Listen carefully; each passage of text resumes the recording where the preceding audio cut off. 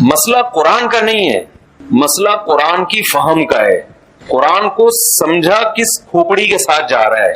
جب آدمی کی کھوپڑی صحیح کام نہیں کر رہی ہوتی، معذرت کے ساتھ آپ کے اتنے خوبصورت دماغ کو میں تعبیر کس سے کر رہا ہوں؟ کھوپڑی سے. مسئلہ سارا یہ ہے کہ مسئلے کا حل ہے وَاعْتَصِمُوا بِحَبْلِ اللَّهِ جَمِيعًا. قرآن کہتا ہے اللہ کی رسی یعنی قرآن کو مضبوطی سے تھامو، سارے مسائل ختم ہو جائیں گے. لیکن ہر آدمی آپ کو تباہ کرنے کے لیے بھی حوالے کس کے پیش کرے گا؟ قرآن کی آیتوں کے. مثال کے طور پر قرآن کہتا ہے اگر تم متقی ہو، پرہیزگار ہو تو اللہ تمہارے ساتھ ہے میدان جنگ میں. جہاد کے میدان میں تمہاری مدد کس شرط کے ساتھ ہوگی؟ اگر تمہارے اندر تقوی ہے. آپ نے اس آیت کو پڑھا، آپ نے اس آیت کو سنا، آپ نے کہا میدان جنگ میں اترنے کے لیے ایٹم بم کی ضرورت، بولو نا یار، بولو بھائی خدا کا واسطہ، نہیں ہے. میزائل بنانے کی ضرورت نہیں ہے. اللہ ہمارے ساتھ ہے. ان کنتم مومنین، اگر تمہارا ایمان اللہ پہ مضبوط ہے. آپ نے اس آیت کو پڑھا، لوگوں کے ایمان کو مضبوط کیا، 4 مہینے بھی لگوا دیے، 40 دن روزے رکھوا دیے، چلے کروا دیے ان کے، صبح شام کی تسبیحات، اللہ پہ اعتماد اور توکل کے ساتھ فوج کو میدان میں اتارا، اور بیڑا غرق تو آپ لوگ کر لو نا یار. یہاں تک میں نے بیڑا غرق کر لیا، غرق کا لفظ آپ لوگ بول لو، اور فوج کا بیڑا کیا ہو جائے گا؟ غرق. اب آپ کہہ رہے ہو یار یہ اب دینداروں کے ساتھ ہو کیا رہا ہے؟ خوب سمجھو. پہلا تو یہ کہ آیت کا استعمال کیا ہوا ہے، بولو نا، صحیح استعمال ہوا ہے؟ بھئی غلط استعمال کیا آیت کو، یہ مطلب نہیں ہے آیت کا. اتنا بھی ہوتا نا کافی تھا. آج جو ہم دیندار لوگ، میں بھی شاید شامل ہوں گا اس میں، اوور آل ایک ہم لوگوں میں ایک مسئلہ کھڑا ہو گیا ہمارے ساتھ جو دیندار کہلاتے ہیں.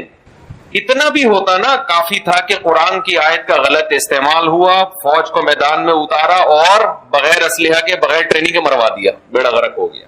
چلو بھائی ندامت ہو گئی، یار ہم سے کہیں غلطی ہوئی ہے قرآن کو سمجھنے میں. نا نا نا نا نا نا، اس شکست کو نام کیا دیا جائے گا؟ فتح عظیم کا. نہیں آئی بات سمجھ میں؟ شکست ہو گئی، برباد ہو گئے. عقل مند لوگ کہہ رہے ہیں یار کہیں ہم سے فالٹ ہوا ہے قرآن کو سمجھنے میں، شکست ہو گئی ہے، مر گئے، بھاگ گئے. کہہ رہے شکست کہاں ہوئی ہے؟ اتنے لوگوں کو شہادت کا مرتبہ مل گیا. اللہ نیک لوگوں کو شہادت دیا کرتا ہے، اور آزمائشیں آئیں، ملک کے حالات کا بیڑا غرق ہو گیا. یہ تو کامیاب ہونے کی علامت ہے. یہ اگلا اسٹیپ ہے جو کون کر رہا ہے؟ یہ بھی نیک لوگ کر رہے ہیں جو کیا کہلاتے ہیں؟ نیک. میں سمجھا پا رہا ہوں اپنی بات؟ میرا خیال ہے نہیں آ رہی بات سمجھ. اپنی غلطیوں پہ لیبل قرآن و سنت کا، اور اس سے بڑا جرم یہ کہ جب اس کی سزا ملتی ہے، اس سزا اور عذاب اور شکست پہ لیبل کس کا؟ فتح اور کامیابی کا. یہ پوری قوم کی بدحالی، الا ماشاءاللہ عقل مند لوگوں کے علاوہ پوری قوم من حیث القوم اس ٹریک پر چل رہی ہے. اب آپ مجھے بتاؤ کوئی عقل مند جو اس آیت کی یہ تفسیر کرے کہ اگر تم مومن ہو، اگر تم متقی ہو، اللہ تمہارے ساتھ ہے، اس کا مفہوم یہ بیان کر رہا ہے کہ اس کا مطلب یہ ہے کہ میدان جنگ میں لڑنے کے لیے ٹریننگ کی، تیاری کی، بم کی، میزائل کی بالکل بھی ضرورت نہیں ہے. یہ قرآن کو غلط بیان کر رہا ہے کہ نہیں کر رہا؟ 100% غلط بیان کر رہا ہے. صحیح بیان کیا ہوگا؟ صحیح بیان یہ ہوگا کہ بھائی ایمان میں اور تقوی میں جیسے گناہوں سے بچنا لازم ہے، ایسے ہی کامیابی کے وہ اسباب جو اللہ نے دنیا میں رکھے ہیں، وہ اسباب اختیار کرنا اسی تقوی میں داخل ہے. خدا نے آج تک اس قوم کی حالت نہیں بدلی، نہ ہو آپ جس کو اپنی حالت کے، نہ ہو جس کو خیال آپ اپنی حالت کے بدلنے کا. تو اللہ نے دار الاسباب ہے. یہ حضرت مولانا اشرف علی تھانوی رحمہ اللہ تعالی بہت بڑے مفکر گزرے اس امت کے، بہت بڑے مفکر. میں بہت حیران ہوتا تھا کہ نبی صلی اللہ علیہ وسلم نے مکہ میں 13 سال جہاد نہیں کیا. 13 سال کیا کیا ہے؟ صبر صبر صبر. ایسا ہی ہے نا؟ آپ لوگ تھوڑا جوش سے سنیں گے نا تو مجھے ذرا بولنے میں مزہ آئے گا. صبر کیا نا, 13 سال تک مارے کھائیں حضرت بلال حبشی رضی اللہ تعالی عنہ کو گرم ریت پہ لٹایا گیا. خباب ابن ارت رضی اللہ تعالی عنہ آئے رسول اللہ صلی اللہ علیہ وسلم کے پاس. ان کا مالک ان کو گرم کوئلوں پہ لٹاتا تھا, ان کی پیپ اور خون سے وہ کوئلے بجھتے تھے, کھڈے پڑ گئے تھے کمر کے اندر. حضرت خباب ابن ارت نبی کے پاس آئے, عرض کیا یا رسول اللہ الا تستنصروا لنا, آپ اللہ سے ہمارے لیے مدد طلب کیوں نہیں کرتے, کس قدر مشکلات میں ہیں ہم. آپ نے فرمایا اللہ عن قریب مدد کرے گا, اور ایسی مدد آئے گی صنعاء سے حضر موت تک ایک عورت زیورات سے آراستہ ہو کر چلے گی, اسے کسی ڈاکو کا خوف نہیں ہوگا, ایسی مدد آئے گی. وَلَكِنَّكُمْ تَسْتَعْجِلُونَ, لیکن تم جلدی کر رہے ہو, مدد آنے میں ٹائم لگے گا. میں حیران ہوتا تھا بھائی, جب یہ کچھ ہوا تو رسول اللہ صلی اللہ علیہ وسلم نے چند صحابہ کو حکم کیوں نہیں دیا کہ جا کے ان کے مالک کو پکڑو اور طبیعت سے دھو ڈالو اس کو. ہمیں کوئی ہمارا ملازم یا خادم آگے بتائے میرے ساتھ یہ ظلم ہو رہا ہے, ہم اس کو صبر کا مشورہ دیں گے یا ہم جا کے انتقام لیں گے؟ بولو نا بھائی, انتقام لیں گے. بھائی جاؤ یار, ایسی کی تیسی, میں آ رہا ہوں اپنا قبیلہ لے کے, اتنا بھی نہیں ہوتا بھائی, بہت ہو گیا یار. ٹھیک ہے 2 تھپڑ کسی نے لگا دیا, یہ چلتا ہے, یہ کیا کر دیا.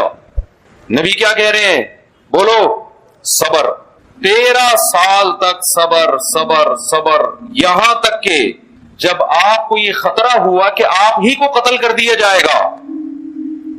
بھائی نبی کو تو اللہ پہ توکل ہونا چاہیے تھا کہ مجھے کوئی قتل نہیں کر سکتا. آپ ہجرت کیوں کر رہے ہیں مدینہ کی طرف؟ حضرت ابو بکر کو لے کے آپ صلی اللہ علیہ وسلم مدینہ کی طرف ہجرت کرتے ہیں.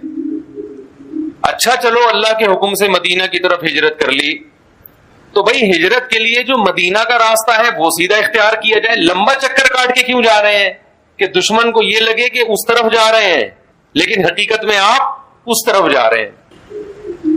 کتنی تدبیریں اختیار کی جا رہی ہیں نا اپنی جان کو بچانے کی. پھر مدینہ منورہ پہنچنے کے بعد 10 سال کے بعد جا کے آپ صلی اللہ علیہ وسلم نے مکہ مکرمہ پہ حملہ کیا ہے. میں حیران ہوتا تھا کہ بھئی یہ کیا وجہ ہے. ہم سنتے تھے بھئی اصل میں صحابہ کا ایمان بنایا جا رہا تھا, ان کی ٹریننگ کی جا رہی تھی, لڑائی سے پہلے ان کو تیار کیا جا رہا تھا, ایمان بنایا جا رہا تھا.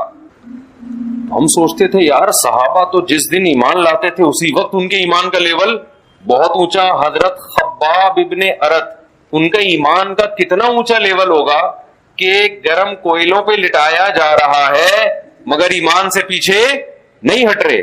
حضرت بلال کا کتنا اونچا ایمان ہوگا کہ گرم ریت پہ لٹا کے سینے پہ پتھر رکھے جا رہے ہیں مگر اس وقت بھی احد احد کا نعرہ لگا رہے ہیں. ایسی کریم, ایسی جماعت دنیا میں کسی کو مل سکتی ہے؟ اس کے باوجود آپ صلی اللہ علیہ وسلم 13 سال صبر کے علاوہ کوئی اور تلقین نہیں کر رہے. تو میں بڑا حیران ہوتا تھا. مولانا اشرف علی تھانوی رحمۃ اللہ علیہ کے ایک ملفوظ نے یہ خدا ہمیشہ کے لیے حل کر دیا. فرمایا طاقت نہیں تھی لڑنے کی. اس کا جواب کیا دیا انہوں نے؟ بولو بھائی, طاقت نہیں, جب نہیں تھی تو صبر کیا, جب آ گئی تو لڑ لیے. 2 4 کی طرح مسئلہ ہو گیا کہ نہیں ہو گیا؟ آج دین کو اتنا پیچیدہ بنایا ہوا ہے, اتنا مشکل بنایا ہوا ہے. اسلام کیا کہتا ہے اس بارے میں؟ لوگ پوچھتے ہیں اسلام کیا کہتا ہے. بھائی اسلام کہتا ہے جو گراؤنڈ ریئلٹی ہے اس کو دیکھ کے فیصلہ کر لو. اسلام وہی کہتا ہے جو گھوڑا کہتا ہے. سمجھ میں آ رہی ہے نا بات؟ امریکہ پالیسیاں بناتا ہے گراؤنڈ ریئلٹی کو دیکھ کر بناتا ہے نا. کیا ہو گیا بھائی؟ پاکستان میں آیا, اس کا خیال گراؤنڈ ریئلٹی یہ کہہ رہی تھی تھوڑے سے لوگ ہیں ہم قبضہ کر لیں گے. آ کے اس نے جب 20 سال گھاس کھائی تو گراؤنڈ ریئلٹی یہ کہہ رہی تھی بھائی یہاں سے پتلی گلی سے نکل لو, جوش میں آنے کی ضرورت نہیں ہے. اس نے عافیت سمجھی, پتلی گلی سے نکل لیا. مسلمان گراؤنڈ ریئلٹی کو دیکھ کر بولو نہیں چلتا, کسی کام میں نہیں چل رہا یار. ایک کام ایسا ہو جو گراؤنڈ ریئلٹی کو دیکھ کے چل رہا ہو. ہر کام خوابوں پہ, بشارتوں پہ, بزرگوں کے ارشادات پہ, حضرت جی نے فرمایا تو کچھ نہ کچھ ہوگا. حضرت جی کی سٹیٹمنٹ تھی, حضرت دامت برکاتہم نے فرما دیا. میڈیکل سائنس کا شعبہ ہے, حضرت جی سے پوچھ رہا ہے. سیاست کا شعبہ ہے, مولانا صاحب سے پوچھ رہا ہے. ब्यूरोक्रेसी के मामलात हैं, पूछ किससे रहा है? वकील से पूछ रहा है। अदालत की बातें ब्यूरोक्रेट से पूछ रहा है। कानून की बातें कानून दान से पूछने के बजाय मस्जिद के मौलवी साहब से पूछ रहा है। फतवा ले रहा है डॉक्टर से तलाक का, इंजीनियर से। वो कहते हैं ना, बने क्यों कर जो हो सब कार उल्टा, हम उल्टे बात उल्टी यार उल्टा। मेहताब राय जो है ना, मेहताब राय एक शायर गुजरा है, कह रहे मेरे नाम में मह को उल्टो तो हम को उल्टो तो मह बनता है, बात को उल्टो तो ताप बनती है, यार को उल्टो तो राय। कह रहे मेरा नाम ऐसा है कि हम भी उसमें उल्टे, बात भी उल्टी, और यार भी जो दोस्त है वो भी क्या है, उल्टा करके हमारा नाम वजूद में आता है। तो काम बनेगा कैसे जब सारी चीजें ही उल्टी है? तो मुसलमान इस वक्त तरक्की के अलावा मेरे भाई दुनिया का हर काम कर ले, समझने, कुरान ख्वानियां करवा ले, वो इफ्तार पार्टियां कर ले, वो हज भी कर ले, वो उम्रे भी कर ले, वो कुछ भी कर ले, लेकिन जब तक ये रविश मुसलमान की रहेगी, वो दुनिया की बागडोर अपने हाथ में लेना तो दूर की बात, जितनी इज्जत अभी टूटी फूटी दो चार चीथड़े लगे हुए हैं ना हमारे, वो चोर को जब पकड़ते हैं ना उसको कूटते हैं तो दो चार उसके वो चड्डी बनियान रह जाता है। हमारे मोहल्ले में थोड़े दिन पहले किसी ने चोर को पकड़ा, चोर था, डाकू नहीं था। डाकू होता तो मैं तरस नहीं खाता उसके ऊपर। अब चोर को जब पकड़ा, वो कहीं इंडिकेटर वगैरह चरसी होते हैं ना, चुरा रहा था। लड़कों ने इतना मारा, मैंने जाके छुड़वाया उसको। मैंने कहा यार ये कोई असलहा तो नहीं निकला ना इसकी जेब से, बस काफी है, इतना मार दिया। मैं उसको छुड़वा के गया, फिर पकड़ लिया, फिर इतना मारा, फिर इतना, मुझे डर था मर न जाए कहीं। फिर मैं आया, उसको मैंने छुड़वाया।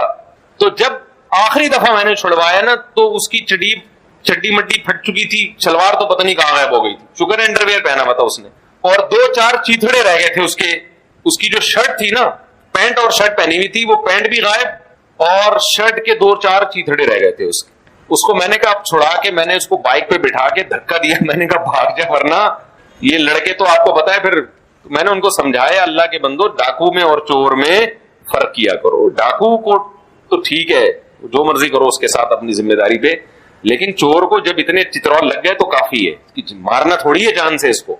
तो वो जो हुलिया है ना, जो दो चार स्टिकर उसके ऊपर बाकी रह गए थे, तो आज मुसलमान की जो मिनहैसुल कौम इज्जत है ना, इज्जत वो इतनी रह गई है, दो चार टुकड़े बाकी रह गए। अब इसमें मसला हमारे साथ ये है, हर महाज पे नाकाम, हर महाज पे। आपको याद है उलमा का कत्ल होना शुरू हुआ पाकिस्तान में, एक शहीद हुआ, अकल हम सबको आ जानी चाहिए थी, सिक्योरिटी का मजबूत इंतजाम होता, आई अकल, बोलो। दूसरे रोजाना हम खबरें सुन रहे थे, आज फला की शहादत, कल फला फला फला फला, और बयानात क्या आ रहे हैं, अहले हक होने की अलामत है। एक मकतबा फिक्र है जिसके उलमा लाइन से शहीद हो रहे, ये इस मकतबा फिक्र के बरहक होने की अलामत है कि बातिल के तीरों के सारे रुख किस तरफ है, इसी मकतबा फिक्र की तरफ। ये इसकी अलामत है कि ना कटे हैं ना झुके हैं, ना दबे हैं ना झुके हैं। कटे तो अल्हम्दुलिल्लाह दबा के है ना, कटते जा रहे हैं, शहीद होते जा रहे हैं, शहीद होते जा रहे हैं, शहीद होते जा रहे हैं। कोविड-19 में क्या हुआ था, जब कोरोना आया था ना, जब कोरोना की वबा फैली है, कैसे तबसरों में टाइम वेस्ट हुआ है। कोई इसराइल की साजिश, कोई यहूदी की साजिश, कोई फलाना, कोई कह रहा है सऊदी हुकूमत हज बंद करना चाहती है, इतना प्रोपेगेंडा मनफी। मैं उस वक्त दुबई एयरपोर्ट पे था जब कोविड-19 कोरोना फैला है ना दुनिया में। मैं ऑस्ट्रेलिया से आ रहा था कराची, दुबई की कनेक्टेड फ्लाइट थी, दुबई में उतरा, मैंने देखा दुबई में मेरे अलावा कोई भी नहीं, आखिरी बंदा शायद मैं था, पूरा एयरपोर्ट बंद, और दुबई में जो जहाजों की कंपनियां थी उनका बेड़ा गर्क, करोड़ों अरबों रुपए डूब गए, उनके बर्बाद हो गए। और आपके यूनिवर्सिटी के कराची के बहुत बड़े प्रोफेसर, नाम लूंगा आप हैरान हो जाएंगे, जो रिसर्च सेंटर में होते हैं, जिनका काम ही क्या है, तहकीक, इतनी बड़ी उनकी दाढ़ी, तहज्जुद गुजार भी होंगे इंशाअल्लाह, नाम लेना रह गया वो नहीं लूंगा मैं, वो फिर गुस्सा करेंगे यार हम इस तरह बेइज्जती कर रहे हैं हमारी। आपके रिसर्च सेंटर के एक स्कॉलर है, मजहबी भी है और दुनियावी तालीम भी है, उनका पूरा बयान आया, व्हाट्सएप पे शेयर हुआ कि सिर्फ मस्जिदें बंद क्यों हो रही हैं, बंद करो तो सिनेमा घरों को बंद करो, ये यहूदियों की साजिश है और सिर्फ मस्जिदों को फोकस किया जा रहा है। تو میں نے کہا یہاں تو پورا دبئی کا ایئرپورٹ بند ہے اور مسجدیں کیا ہیں؟ فی الحال کھلی ہوئی ہیں. مسجدیں فی الحال کھلی ہوئی ہیں, ایئرپورٹ کیا ہے؟ آپ بتاؤ, جب کسی داڑھی والے کی طرف سے یہ اسٹیٹمنٹ جو ریسرچ سینٹر میں ہو, جب لبرل لوگ یہ تحقیق پڑھیں گے تو وہ کیا کہیں گے کہ یہ مذہب کا غلط استعمال ہو رہا ہے کہ نہیں ہو رہا؟ بولو نا بھائی, کیا ہو گیا؟ یہ مذہب کو غلط جگہ استعمال کیا جا رہا ہے کہ نہیں کیا جا رہا؟ بالکل گراؤنڈ ریئلٹی کے خلاف. آپ یونیورسٹی کے, میں یونیورسٹی کا نام بھی نہیں بتا رہا کون سی یونیورسٹی, سمجھ جائیں گے. آپ ایک بہت بڑی ملک کی یونیورسٹی کے چانسلر ہو, آپ ریسرچ سینٹر میں بیٹھتے ہو, آپ اتنی غیر ذمہ دارانہ حرکت اور آپ کے اسٹیٹمنٹ اور آپ کے بیان کو ملکی سطح پہ دیکھا جاتا ہے, اور آپ یہ تحقیق کر رہے ہو, آپ یہ لوگوں میں رپورٹ پیش کر رہے ہو کہ یہ یہودیوں کی سازش ہے جس کا مقصد حرم کو حاجیوں سے روکنا اور مسجدوں کو بند کرنا. یہ سینما گھر کیوں نہیں بند کر رہے اور یہ ایئرپورٹ کیوں نہیں بند کر رہے؟ اور ہم دیکھ رہے ہیں ایئرپورٹوں پہ سارے ایئرپورٹ کیا ہیں. سب سے پہلے تو آسٹریلیا کے ایئرپورٹ بند ہوا, انہوں نے نکل لے بھائی یہاں سے, ہم تو بھاگے وہاں سے اس لیے کہ ایئرپورٹ بند نہ ہو جائے. اور بیانات میرے آسٹریلیا میں ہو رہے تھے کووڈ کے باوجود. آسٹریلیا گورنمنٹ نے بھی مذہبی جلسوں پہ بعد میں پابندی لگائی ہے, ایئرپورٹ پہلے بند کیے, لیکن دیندار لوگوں کا تبصرہ آپ دیکھیں, نیگیٹیوٹی دیکھیں کس طرح پھیلائی جا رہی تھی. وہی بات ہے, ہمارے ہاں دنیا پرست آدمی جو مرضی بول دے وہ اسلام دشمن ہے, دیندار داڑھی رکھ کے جو مرضی تبصرہ کر دے اس کے تبصرے کو حب الوطنی اور عشق رسول کی علامت سمجھا جاتا ہے. اسلام کا اصول سب کے بارے میں ایک ہی ہے کہ کون تحقیق کر کے بات کر رہا ہے اور کون بلا تحقیق بات کر رہا ہے, کون تحقیق کے اہل سے پوچھ کے بات کر رہا ہے اور کون ان لوگوں کا تبصرہ نقل کر رہا ہے جو تحقیق کے اہل بولو نا نہیں ہے. کتنا خون پیا تھا لوگوں نے اس وقت, ہمیں یاد ہے بھائی, یہ سازش ہے, یہ یوں ہے, یہ ڈرامہ ہے, یہ فلانا ہے, یہ ڈمکانا ہے. تو ہم نے بڑے بڑے ڈاکٹروں سے رابطہ کیا جو بڑے بڑے دیندار تھے, وہ کہہ رہے نہیں بھائی ایک وبا ہے, اس کے بڑے دنیا پہ تباہی پھیلنے والی ہے, ملکوں کی معیشت ڈاؤن ہوگی. کوئی کہہ رہے چائنا نے پھیلایا, کوئی کہہ رہے امریکہ, پہلے کہہ رہے تھے امریکہ کی سازش, پھر امریکہ متاثر ہونا شروع ہوا تو وہ اسٹیٹمنٹ چینج ہو گئی.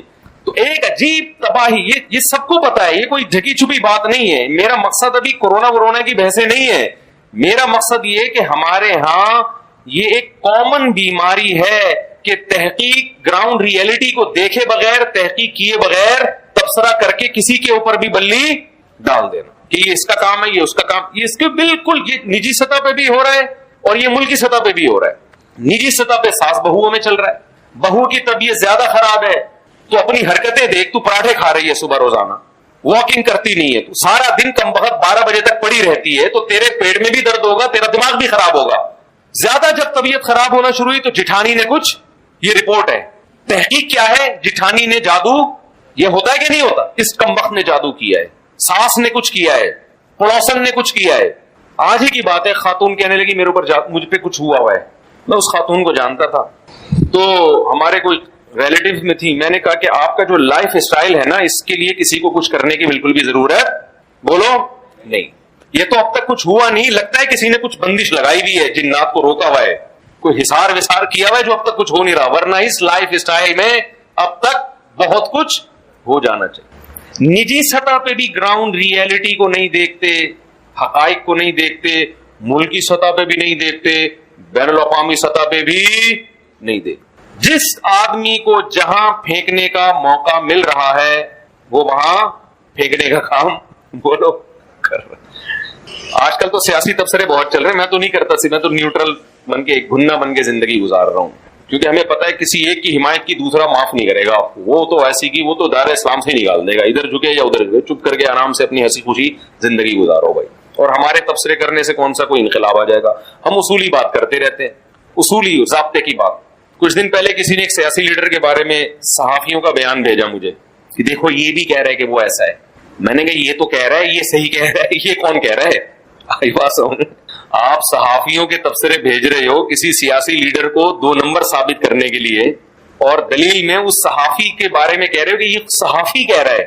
میں نے کہا یہ صحافی تو کہہ رہا ہے کہ یہ سیاسی لیڈر کرپٹ ہے, لیکن اور کوئی دوسرا صحافی کب کہہ رہا ہے کہ یہ جو صحافی کہہ رہا ہے یہ صحیح کہہ رہا ہے؟ آئی بات سمجھ. اس صحافی کے درست ہونے کے لیے کسی اور صحافی کا حوالہ دو, پھر اس کے صحیح ہونے کے لیے یہ کون سا دودھ کا دھلا ہوا ہے؟ صحافی 99% تو پیڈ ہوتے ہیں. خود صحافی کو سمجھنے کے لیے پہلے اس کے 6 مہینے اس کے تبصرے آپ کو سننے پڑیں گے, اس کے بعد جا کے آپ فیصلہ کرو گے یہ